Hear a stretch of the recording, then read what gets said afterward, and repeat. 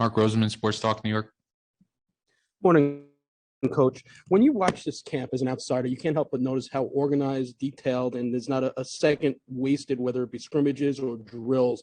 When I asked Cal about that, Cal had said that's one of the reasons why the team is so disciplined and structured. I'm just wondering, from a coach's standpoint, what it takes to storyboard the entire training camp down to the minute, because it's just a well-oiled machine at this point. Well, we've had a lot of practice in the last 14 months, I'll tell you that, because it's like the third one. I think, we learn from our mistakes. I think the players recognize that we're organized. I think it shows on the ice. It shows. I think they expect a certain standard from our coaching staff, that we're prepared. We have a standard that we want things done a certain way, and the players do, and they're great pros. But we don't want to waste their time. We're going to let's make it productive time. And some days are longer than others. Some days are harder than others.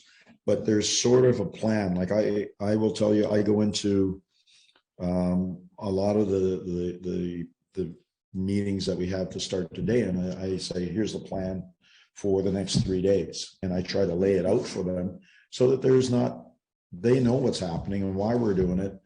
And I think there's a connection for them that they can get better, we can get better as a group, and that's a cultural thing. So yeah, we want it to be right down to the minute, and we put our time in as a staff, and I think our staff has a high standard, and our staff is a staff that has a lot of fun. I mean, it's tough to be in our coaches' room some days because we do have a lot of laughs, but there's a time to work and a time to play, and we have that separated.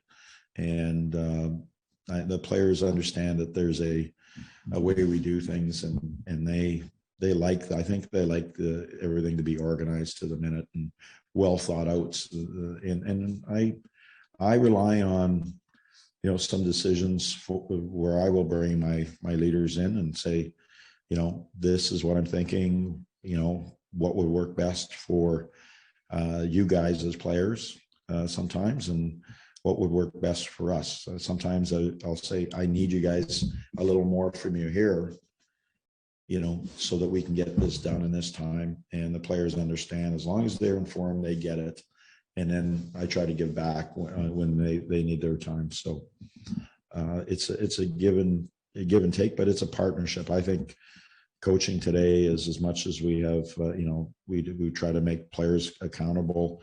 We try to do all the right things organizationally, all that. You're in a partnership. I have a couple partnerships. My job is to get this team prepared to win hockey games, and the second part of that is get every individual to play to their potential as much as they can, and be honest with them if they need some instruction in terms of motivation. Is the best way to say, be honest with them on how their game's going or where their effort is, and they understand. And I joke around with players as much as they jab me back. So I believe it's a partnership.